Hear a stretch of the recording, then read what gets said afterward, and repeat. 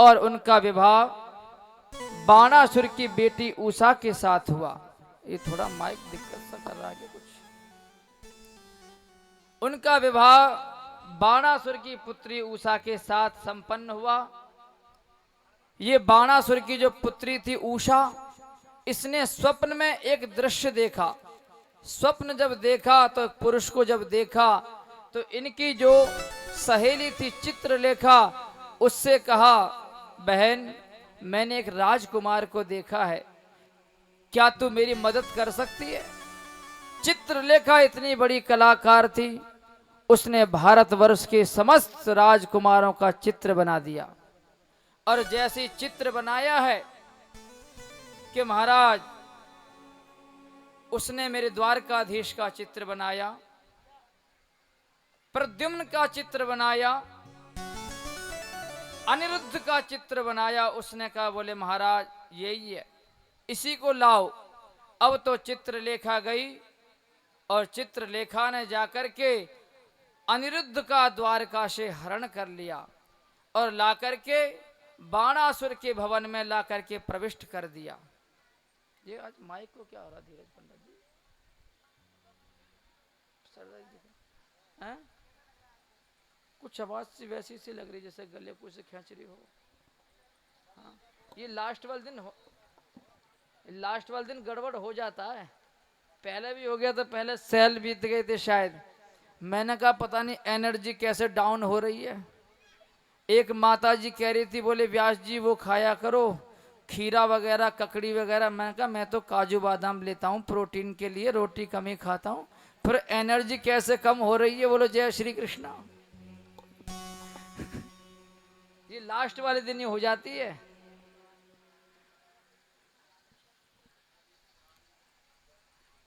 बोले वृंदावन बिहारी लाल की, भक्त वत्सल भगवान की जय हो।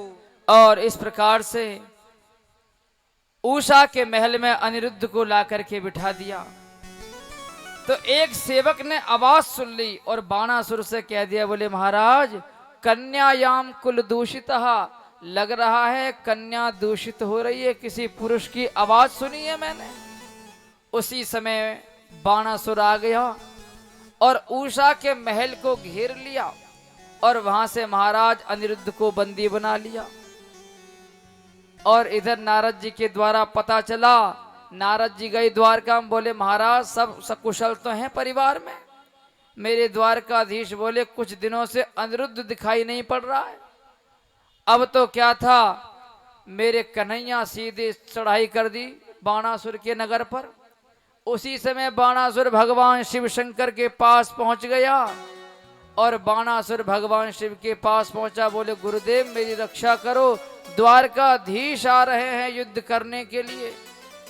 उसी समय भगवान शिव शंकर खड़े हुए हैं बाणासुर के दरबार की रक्षा में। मेरे द्वारकाधीश आए, द्वारकाधीश को प्रणाम किया भगवान भोलेनाथ ने। मेरे कन्हैया बोले भगवान शिव शंकर आप? बोले महाराज जिससे आप लड़ने के लिए आए हो उन्हीं की सुरक्षा के लिए तैनात हैं। भगवान बोले हट जाओ, इसने हमारे पौत्र को बंदी बनाया है। भगवान शिव शंकर बोले महाराज ऐसे हटवे वाले ना है, चेला के साथ गद्दारी ना करेंगे। युद्ध शुरू हो गया। मेरे कन्हैया ने सोचा क्या किया जाए, ज्वर नाम का अस्त्र छोड़ दिया। भगवान शिव शंकर को बुखार आना शुरू हो गया, मुंह फटने लगा, जमाई आने लगी और मेरे कन्हैया समस्त सेना को लेकर के बाणासुर के भवन में प्रवेश कर गए। और जैसे ही प्रवेश किया है कि तुरंत बाणासुर आ गया युद्ध करने के लिए और मेरे गोविंद ने चक्र सुदर्शन लेकर के उसके हजारों हाथों को काट डाला है। 4 हाथ बचे थे। उसी समय उसकी पत्नी आ गई नग्न अवस्था में। मेरे कन्हैया ने अपने मुख को फेरा है कि बाणासुर प्राण छुड़ा करके भाग गया। और उसके बाद अपनी बेटी उषा का विवाह अनिरुद्ध के साथ कर दिया। इस प्रकार से मेरे कन्हैया के पौत्र पौत्रों का सभी का विवाह संपन्न हुआ। और मेरे कन्हैया ने देखा, बोले भैया 56 करोड़ से ज्यादा जनसंख्या तो हमारे ही परिवार की हो गई है। तो मेरे कन्हैया हमेशा अपने पुत्रों को सुंदर सुंदर शिक्षाएं प्रदान करते रहते थे। एक दिन कन्हैया जंगल में गए, बोले पुत्रों चलो जंगल में चलते हैं, भ्रमण करके आते हैं। तो वहीं जब जंगल में गए तो एक पुत्र ने बोला पिताजी बहुत जोर से प्यास लग रही है। मेरे गोविंद बोले जाओ यहाँ पर एक कुआं है, कुएं से जल निकाल करके पियो। उसी समय वह पुत्र गया और उसने देखा और कहा पिताजी इसमें जल नहीं है, इसमें तो गिरगिट पड़ा हुआ है, गिरगिट। और जैसी प्यारे प्रभु प्रेमियों मेरे गोविंद आए हैं, मेरे गोविंद ने उसको चरण स्पर्श किया है कि तुरंत उसकी देह छूट गई और उसने बड़ी सुंदर स्तुति करी। मेरे भगवान ने बोला भैया कौन हो तुम, तुम्हारा क्या नाम है? तो उसने कहा बोले महाराज नृगो नाम नरेंद्र हम इच्छाकूतनय प्रभो दानिस्वाख्याय मानेषु यदिते कर्णमस्पृशम। बोले महाराज आपने मेरा नाम नहीं सुना? बोले भैया ऐसा तू कौन है? कोई तो नारायण सिंह जी है, हैं जो अंगूठी देंगे तो नाम हो। कौन है भैया, तेने का दान कियो है? बोले अरे वाह महाराज हमारे विषय में जानकारी है ही नहीं आपको। बोले महाराज मैंने गायों का दान किया है। मेरे कन्हैया बोले कितनी गायों का दान किया भैया तूने? अरे बोले महाराज हंसने लगा। हाँ बोले महाराज आपने आकाश मंडल को देखा है? बोले हाँ। बोले जितने तारे आकाश मंडल में दिखाई दे रहे हैं उन तारों को कोई गिन सकता है, लेकिन जितना दान मैंने किया उन गायों को कोई गिन नहीं सकता।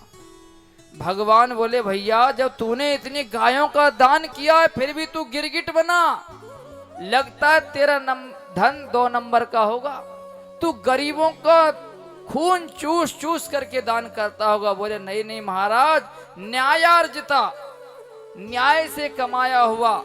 तो भगवान बोले तो लगता है कि तू जो है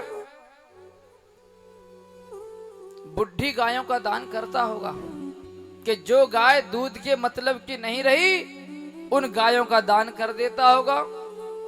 राजा इंद्र को बोला नहीं नहीं महाराज पयस्वनी तरुणी शील रूपा, दूध देने वाली गाय, तरुण माने जवान गायों का दान मैंने किया।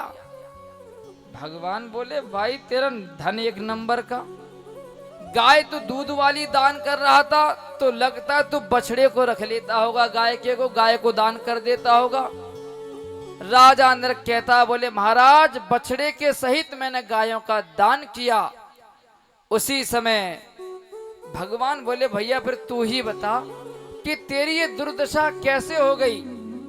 तो राजा अंदर कहता बोले सरकार एक अपराध हो गया धोखे से। बोले क्या अपराध हो गया? बोले महाराज ब्राह्मण का अपराध कर दिया मैंने।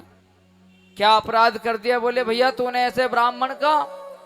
राजा अंदर कहता बोले महाराज मैंने सायंकाल के समय गाय का दान कर दिया था, वह गाय खुल करके मेरी गायों में आके मिल गई दोबारा से, और वही गाय मैंने दोबारा से दान कर दी ब्राह्मण को।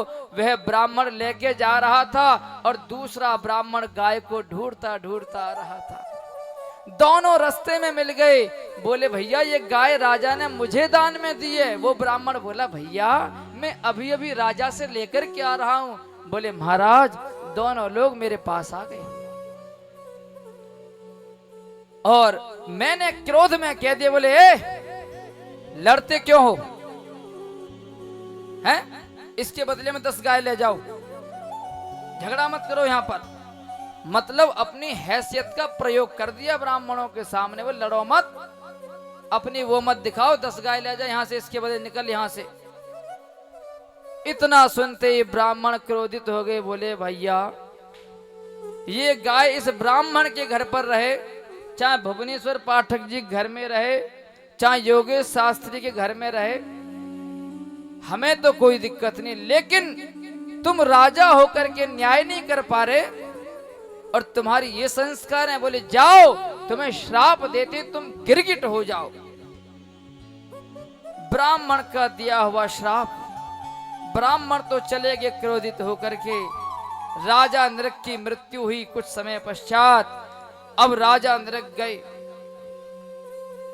अब सभी लोगों ने कहा, जो यमदूत आए थे, बोले महाराज आपके जीवन में पुण्य तो अनेक है, लेकिन एक छोटा सा पाप है, बताओ पहले पुण्य भोगोगे या पाप? राजा बोला, भैया पहले अश्वम भुंगते, पहले मैं पाप भोगना चाहता हूं, पहले पाप भोग लूं। जैसे सपोज करो आपकी थाली में करेले की सब्जी हो, बाद में रसगुल्ला हो, रबड़ी हो, रसमलाई हो, और पता चल जाए भैया खाना तो सारा का सारा पड़ेगा, पहले आप करेले कोई खाओगे, बोले पहले यही ठिकाने लगा में, बाद में मुंह मीठा करेंगे। बोलो जय श्री कृष्ण। अब राजा ने कह दिया, महाराज पहले मैं पाप भोगना चाहता हूं। उसी समय महाराज गिरगिट बना के डाल दिया कुएं में। जैसी डाला, भूख प्यास सताने लगी, छोटे छोटे जीव जंतुओं को खाना शुरू कर दिया, पाप बढ़ते चले गए और महाराज उसकी मुक्ति नहीं हुई। अनेकों जन्म बीत गए। राजा नरक कहता है, बोले महाराज आज मेरे पुण्य का उदय हुआ है, तो आज आपके दर्शन हुए, तो आज मेरी मुक्ति हो गई। मेरे कन्हैया बोले, पुत्रो तुमने कुछ सुना? बोले देखो पुत्रो, जो व्यक्ति जहर खाता है तो अकेला व्यक्ति मरता, जहर खाने वाला। सदत्ताम पर दत्तांबा ब्रह्म वृत्ति हरिश्चयः षष्ठी सहर्ष वष्टाणी विष्टायाम जायते क्रमी। ये मेरा श्लोक नहीं है, भागवत जी का श्लोक है। जो ब्राह्मण की आजीविका को, किसी ब्राह्मण कहीं नौकरी कर रहा है, उसकी नौकरी को छुड़ा दिया, उसकी वृत्ति को, उस पर आने वाला कहीं से धन है उसका हरण कर लेना, वो व्यक्ति। सदत्ताम पर दत्तांबा ब्रह्म वृत्ति हरिश्चया और षष्ठी सहर्ष वष्टाणी विष्टायाम जायते क्रमी। ऐसा व्यक्ति 60,000 वर्षों तक विष्टा मतलब कि गंदगी का कीड़ा बनता है। और भगवान कहते हैं, पुत्रों जीवन में कुछ भी करना, लेकिन संतों का अपमान मत करना।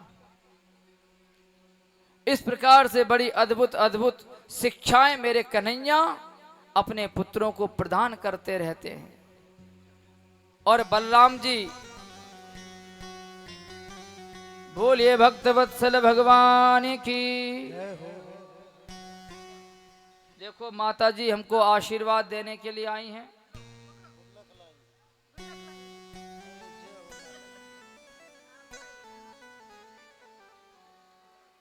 देखा माता जी का स्नेह।